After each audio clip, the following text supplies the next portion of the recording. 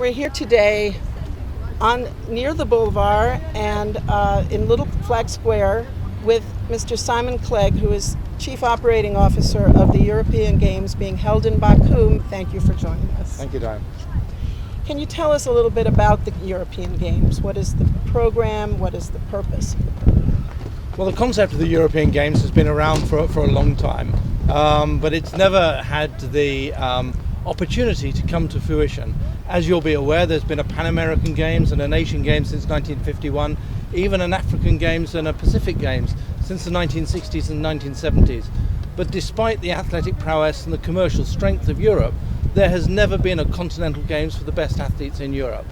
Here, as a result of the vision of the President of the European Olympic Committees, Patrick Hickey, and the vision and commitment of President Ilham Aliyev, the President of the Republic of Azerbaijan, we are staging the first ever European Games. This is for the 50 countries that make up the European Olympic Committee's family, and will involve 6,000 athletes competing in 20 different sports in June of this year. You've answered the question already, why Baku, but perhaps you can tell us a little more about the role of Azerbaijan in selecting, in offering the venue for the Games. Well, President Ilham Aliyev was the president of his National Olympic Committee even before he became the president of the Republic, and therefore you could argue that he understands sport, he comes from sport, and he realizes how sport can be used to deliver certain political objectives.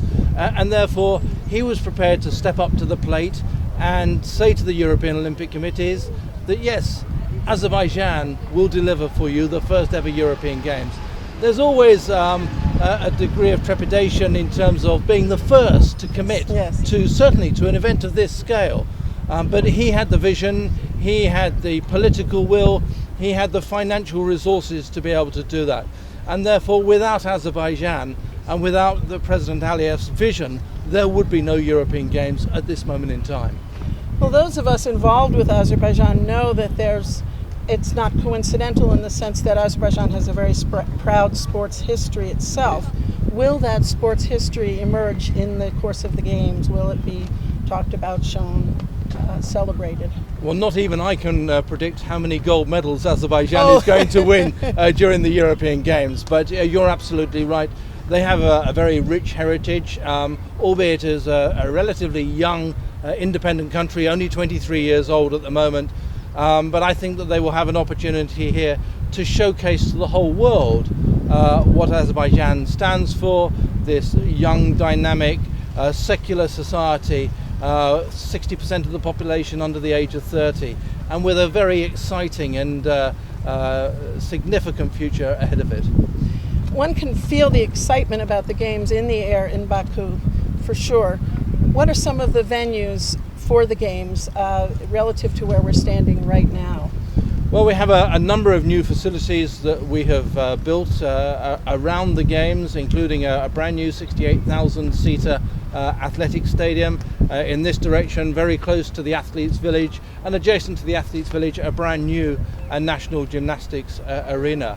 Over the back of the hill here, we have a new shooting facility, a shooting range that has been described as arguably the best shooting range in the world at this moment in time.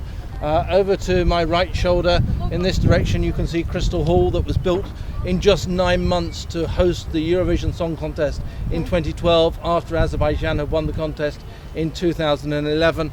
And beyond that you've got the European Games Park, which includes not only the fantastic new aquatic centre that has been built for the Games, but also some temporary facilities for basketball 3-on-3, for beach soccer and for beach volleyball.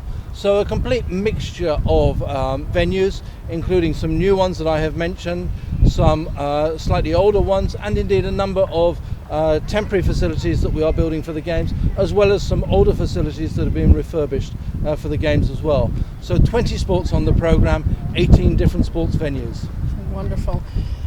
We're standing in front of the logo of the Games, which is very prominent throughout Azerbaijan in different manifestations. Can you tell us more about how Azerbaijani culture will emerge in the course of the Games and also is already being celebrated in the logo? Well, I think if you look at the logo, you can pick up some fantastic and traditional, iconic symbols of Azerbaijan. The pomegranate, obviously, with the red. You've got the waves here of the Caspian. You've got the land of fire.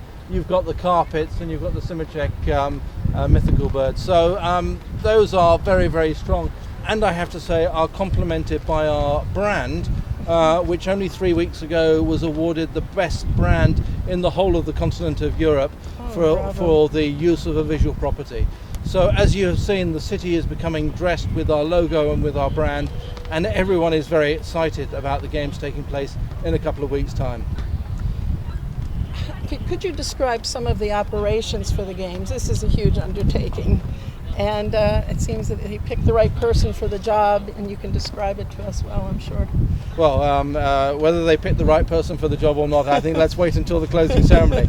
But we have an amazing athletes village here. I'm very privileged.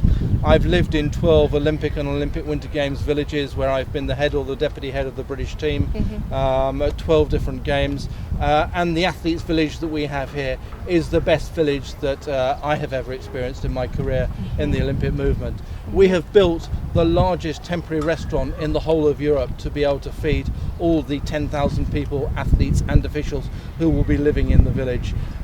We have got an amazing operation here. We have built the largest warehouse, some 25,000 square meters in the whole of the Caucasus region, and indeed we are handing out through our uniform and distribution and accreditation center some 200,000 items of clothing to all of our volunteers and our contractors. Oh wow.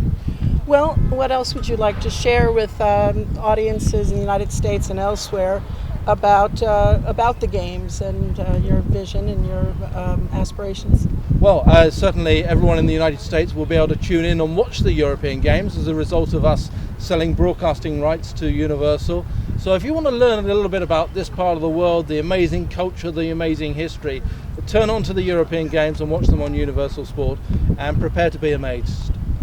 Thank you so much for being with us. Thank you very much. Thank you.